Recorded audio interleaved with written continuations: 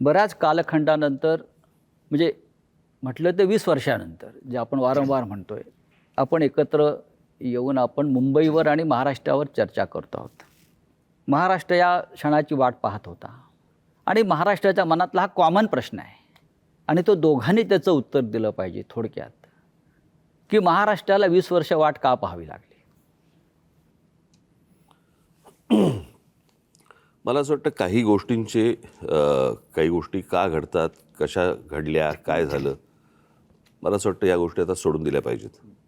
आणि मी त्या दिवशी महेश मांजरेकरांच्या मुलाखतीमध्ये मी सांगितलं होतं की कुठच्याही भांडणापेक्षा आणि वादापेक्षा महाराष्ट्र मोठा आहे. आणि आज संकट महाराष्ट्रावरती आहे, मुंबईवरती आहे, महाराष्ट्रातल्या अनेक शहरांवरती आहे. आणि जे संकट आहे हे मराठी माणसाला समजलेलं आहे की काय प्रकारचं आहे आणि काय प्रकारचं राजकारण महाराष्ट्रामध्ये सुरू आहे. मला असं वाटतं की ती एकच गोष्ट ही या एकत्र येण्याचं सर्वात महत्त्वाचं कारण आहे. आज हा आमच्या अस्तित्वाचा विषय नाही आहे, आज हा महाराष्ट्रातल्या मराठी माणसाच्या अस्तित्वाचा विषय आहे. या विषयात अनेक वर्ष मी बोलतोय, उद्धवही बोलतोय या सगळ्या गोष्टींमध्ये. परंतु आज अशा एका वळणावरती ही निवडणूक आणि महाराष्ट्र येऊन उभा आहे की ज्याला आपण अभी नहीं तो कभी नहीं हे जे आपण नेहमी म्हणतो, तर ही परिस्थिती आज मुंबईवरती येऊन ठेपलेली आहे, ठाण्यावरती येऊन ठेपलेली आहे. खरं तर बघायला गेलं तर MMR रिजनवरती येऊन ठेपलेली आहे. MMR रिजन मी मुद्दामून बोलतोय.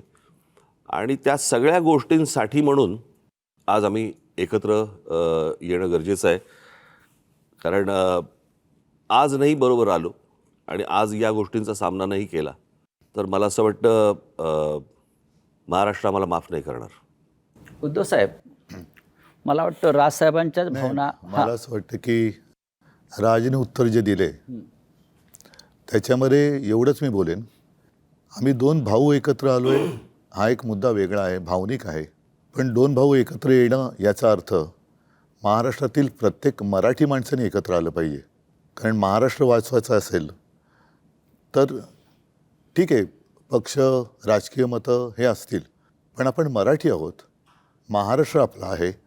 आणि आपण जर एकमेकांमध्ये वेगळ्या चुली मांडल्या तर महाराष्ट्र तोडणारे त्यांची पोळी भाजून जातील.